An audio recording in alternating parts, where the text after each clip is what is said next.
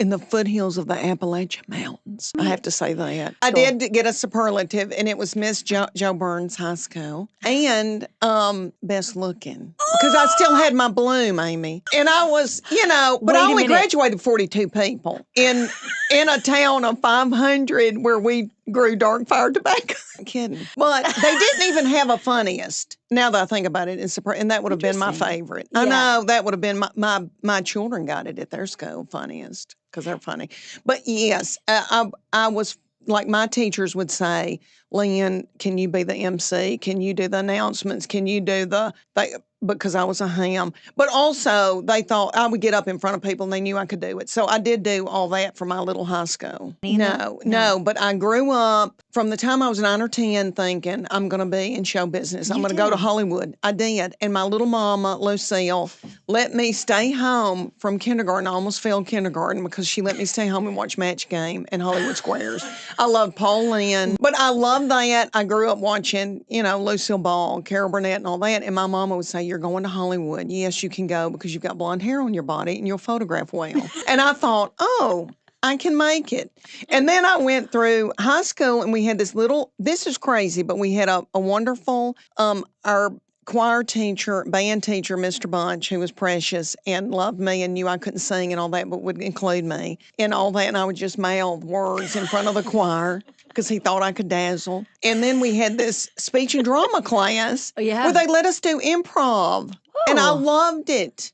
And then I was in one play in high school. They did a lot of musicals. And I had talented people in this little town in 42 people in my class. I had a boy that graduated from Juilliard and became an actor. Wow. And then there were 4 boys that had a little country music band called the Red River Boys. And they were talented. And so we had fun, like in improv and all that. It was Little Abner, and I didn't have a line, Amy. I was the sex symbol. I was Stupefyin Jones. My hair would not fit in this studio, and I had on pantyhose underneath the bathing suit, and I just had to gyrate. But I'm not kidding you. I thought, okay, this is the beginning of my Hollywood career. I really did. I thought it was a lot of pressure. And me and my sister, Beth, who was 3.5 years older than me, we were tall and blonde. Mm-hmm. And we would lay out behind our little house in yard chairs with snakes and sunbathe. And the farming people would honk horns at us. And and we knew we were kind of a big deal in that town. Yeah, a lot of people honked. Big hair. A lot of people honked at us. But me thinking, my sister wasn't thinking anything. I was thinking Hollywood. I mean, this is my base, my groundwork to be in Hollywood. That's what I thought. I really did. While they were picking up meat at my mom and daddy's meat processing plant. So we did everybody's meat. So people would drive up in trucks. It was behind our house. And look down at us laying in a yard chair with copperheads around us because there was no swimming pool. We had to drive into town to get to a swimming pool. That's how rural. Right. Baby oil and sun damage. And I don't mean to be Debbie Downer, but I had a melanoma when I was 21 from laying out with all those copperheads. And then... And so you always get a female dermatologist. I love men, but female, they'll measure your toenails and like they are thorough. Yeah. So, I didn't have as much sun damage as a lot of people my age because I got that at 21 and they scared the living daylights out of me and said, well, I've eaten too much. I mean, I've eaten a lot of white flour and sugar and processed food, which is not good. Like Coke and a goldfish and a car with a bunch of kids. Was my favorite thing. And I remember my mama saying, Lucille said that her mama said, don't breastfeed. That's for tacky people. Here's this formula. And my mama would sneak and try to breastfeed behind Nanny's back because it wasn't cool. Okay, but let me tell you, when I was selling that jewelry, I was supposed to be talking about jewelry, and I did. Hemorrhoids, breastfeeding, wanting to kill Chuck Morgan, my husband, because he didn't hear a baby cry in the night.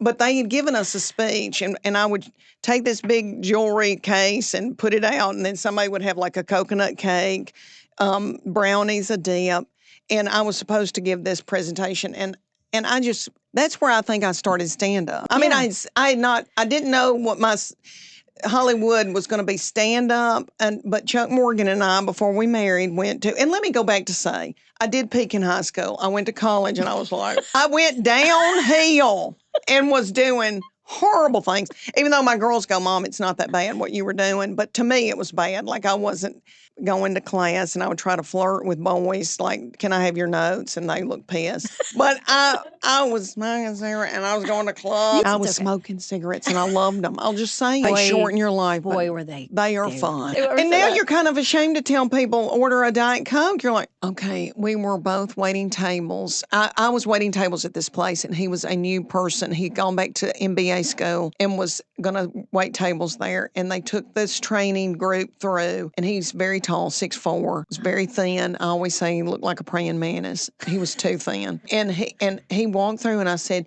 oh, you're tall as a tree. And he went, sorry. And I thought, another butthole's come to work at Grady's. And then we would have these meetings. I mean, that was it. And then we would have these, we'd just stand on the wall waiting to be seated, our table to be seated. And he would just stand next to me. He was very quiet. And I didn't know he was falling in love with me. And then we would have a meeting with the manager, you know, like what the shift meeting. And I got a big baked potato with sour cream and butter on it. And he said, you shouldn't be eating all that fat. Because he had been getting really lean. Praying mantis lean, and put cottage cheese on his baked potato. And I remember, I guess, but I thought, butthole. Yeah. Then I would say to a girlfriend, you know, waiting tables, I like your Dooney and Burke purse. He would bring me a Dooney and Burke purse the next day with a big ribbon, but hadn't spoken to me. And then buying my cigarettes, like, yeah, I'll get you a pack of cigarettes.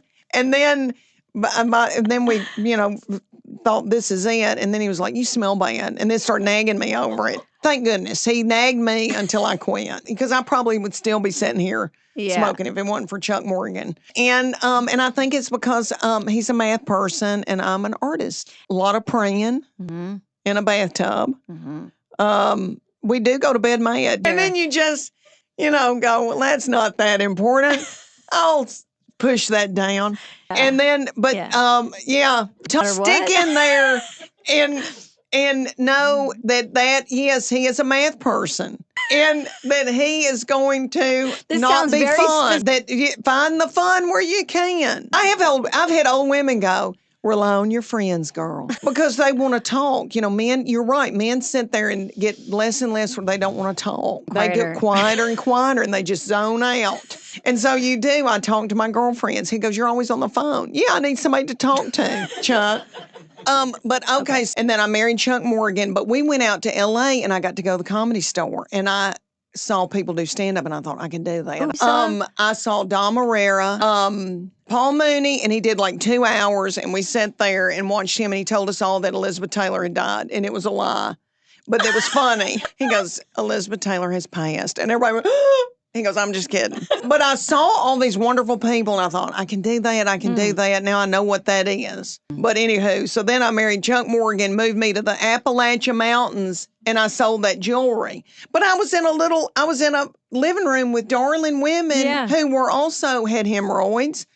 And all that. Okay, well, I tell you, when I was doing the jewelry, the company noticed that I was booking so far in advance that they asked me to start speaking at their big things. And then I knew I could do it. Right. But I also said, 2 women, book a party with me now or see me in Las Vegas later, which is very arrogant.